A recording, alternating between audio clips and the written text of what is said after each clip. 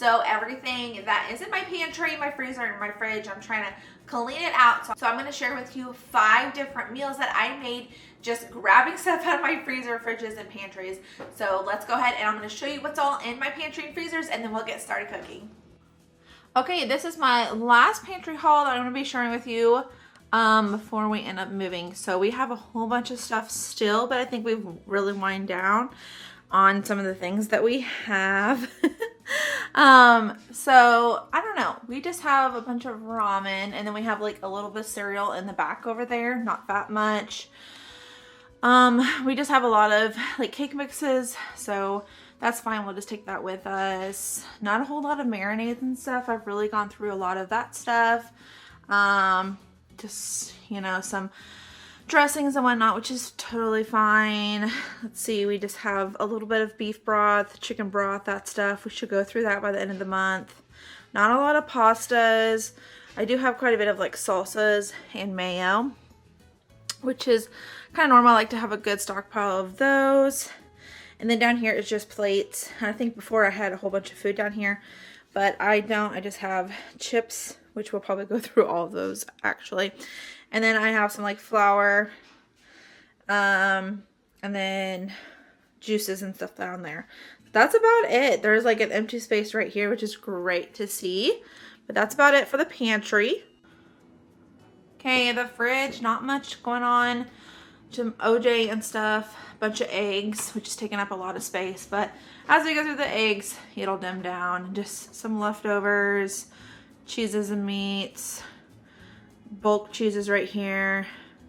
We have like the eggs right in here, and then I don't have that much vegetables and fruits.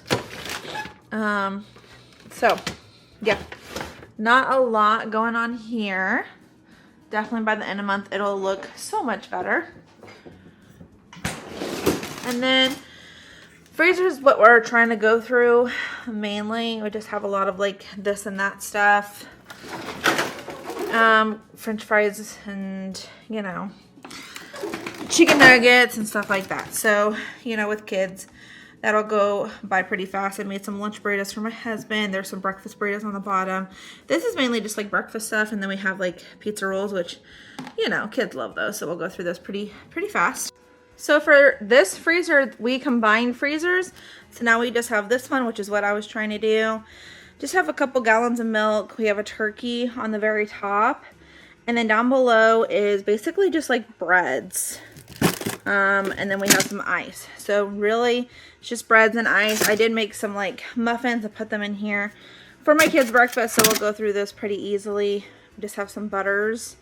And I have butters and then some sausage and then this. Not a lot. We have some ice cream over here and then some Cool Whip. And then just like a little bit of like beef. And that's it.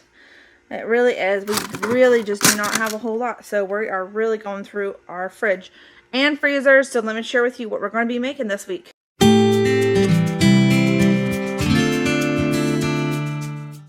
The first thing I want to get started on was some beef tips that I could put either over mashed potatoes or over rice. So to my crock pot, I have about 2 pounds of this beef round steak that I wanted to use up. So I just dice that up, and then I have half a teaspoon of pepper and half a teaspoon of salt. I'm also going to put in about a whole onion. So it's about half of a cup to 3/4 of a cup of onion. I also have 1 can of cream of mushroom soup I'm going to put in there. I have 1 cup of beef broth that I went ahead and put in there. I'm going to put the lid on. I'm going to let this cook on a low heat for about 6 hours. Once the 6 hours is done, this should be very, very tender. You just want to go ahead and give it a good stir. I ended up putting this over some rice. This was a huge hit. This was so good. The beef was absolutely tender. Such a wonderful and delicious meal.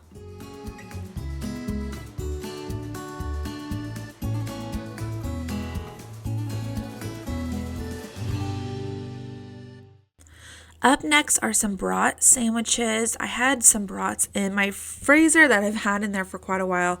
So I wanted to figure out something easy that I could make in the crock pot. that I could do with these brats. So I have my package of brats I'm just going to put at the very bottom of my crock pot. And then I had a whole onion that I just sliced up into very fine pieces there. And then I also had some like mixed bell peppers that I'm going to put in there. I put about half a bell pepper of each, of like the red, the yellow, and the orange. I also have this 4-ounce can of diced chili peppers. I put in half a teaspoon of salt, half a teaspoon of pepper, half a teaspoon of oregano. Also, I'm going to put in 1 can of diced tomatoes. And then I'm going to put the lid on. I'm going to let that cook on a low heat for about 4 hours. The brats should be nice and tender. They should be all cooked through. And all of the peppers are just going to add such a wonderful flavor to it. I tried to put as much peppers as I possibly could onto the sandwich. My husband was a little weirded out that I made brats in the crock pot, but he actually really enjoyed it. He said he wanted me to make it for him like this from now on because it just had so much flavor to it. Usually he would make brats on the grill, but he really enjoyed this. All the peppers and the tomatoes just add such a wonderful flavor. And then we had this with some chips on the side as well.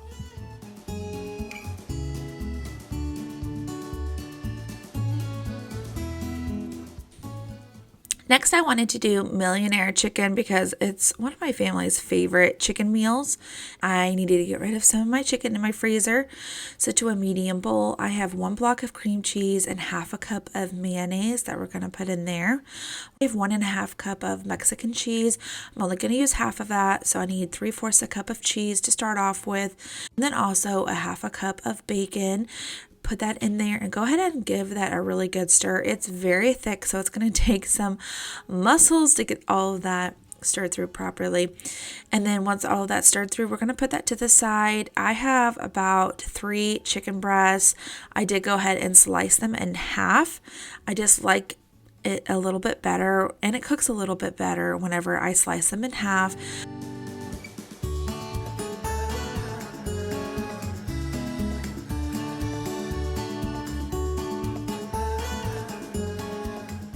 I'm also going to put some salt and pepper over them to season them. Of course, you can put whatever type of seasonings that you guys desire. We're going to grab our cream cheese mixture and we're just going to very carefully put that all over our chicken. It's very, very thick, so it does take a little bit to kind of spread that all over our chicken.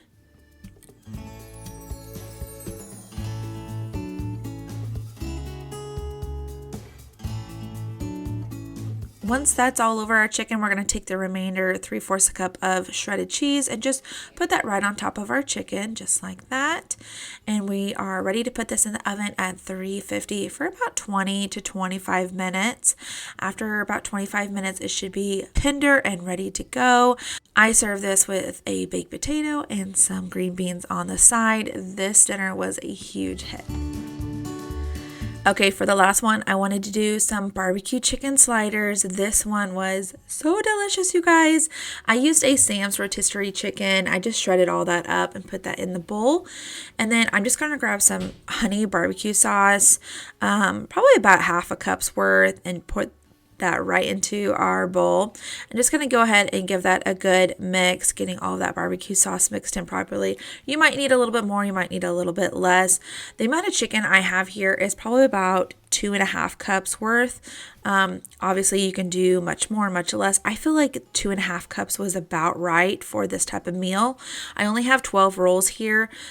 So if you're doing like 24 rolls, of course you're going to need more chicken.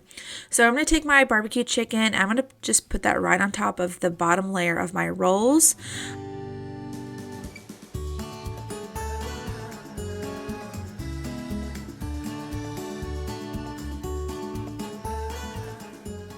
Once all that is nice and even, I'm going to take my sliced provolone cheese and I'm just going to put that right on top.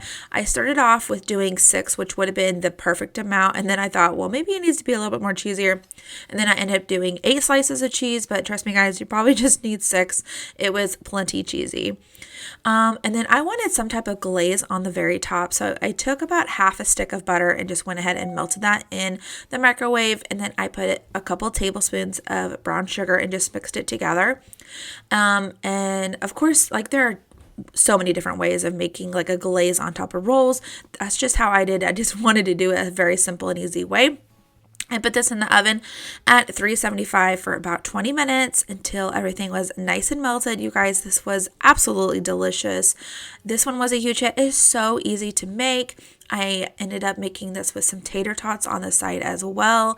It was very cheesy. It had plenty of barbecue sauce. My whole family really enjoyed this meal. Definitely put this on your menu, you guys. Thank you so much for watching this video. I hope that you enjoy this type of content. If you enjoy freezer cleanouts, fridge, pantry cleanouts, give me a big thumbs up. Consider subscribing below if you have not already. Join my channel. I'd love to have you here. And I'll see you guys in the next one. Bye, guys.